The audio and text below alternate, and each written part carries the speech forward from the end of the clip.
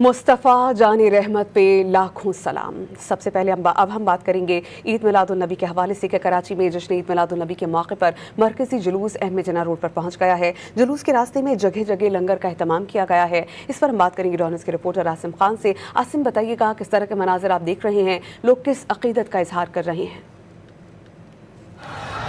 जी, कराची में भी जश्न ईद मिलादुन्नबी सल्लल्लाहु अलैहि वसल्लम के सिलसिले में रंग बिखरे नज़र आ रहे हैं और शहर में एक जो है जश्न का समा है। जगह जगह से जश्न ईद मिलादुन्नबी के ना सिर्फ जुलूस निकाले जा रहे हैं बल्कि हमने देखा कि जगह जगह लंगर का एहतमाम किया गया है। सड़कों पर भी लंगर का एहतमाम है। एक बहुत बड़ी तादाद है शहरियों की जो सड़कों पर निकली है। इस वक्त भी मैं जिला बस्ती में मौजूद हूँ। मेरे अकब में भी आप देख सकते हैं कि लोगों की बहुत बड़ी तादाद है और छोटे बड़े जुलूस जो है अब नुमाइश की जानिब रवा दवा हैं। जो मरकजी जुलूस है वो मेमन मस्जिद से बरामद हो गया है, अहमद जिन्ना रोड पे मौजूद है और नमाज मगरिब तक जो है ये जुलूस नश्तर पार्क पहुँचेगा, जहाँ पे मुख्तलिफ मजहबी जमातों के रहनुमा जो है इससे खिताब करेंगे। उसके बाद इख्तिताम पजीर होगी ये जुलूस। और इस वक्त जो सूरत हाल है शहर में जो है शहर जो है नातों से गूंज रहा है और मुख्तलिफ जगहों पर जो है हमें आवाम का जम्मे गफीर नज़र आ रहा है। ट्रैफिक मुकम्मल तौर पर जाम है। खासकर अगर बात की जाए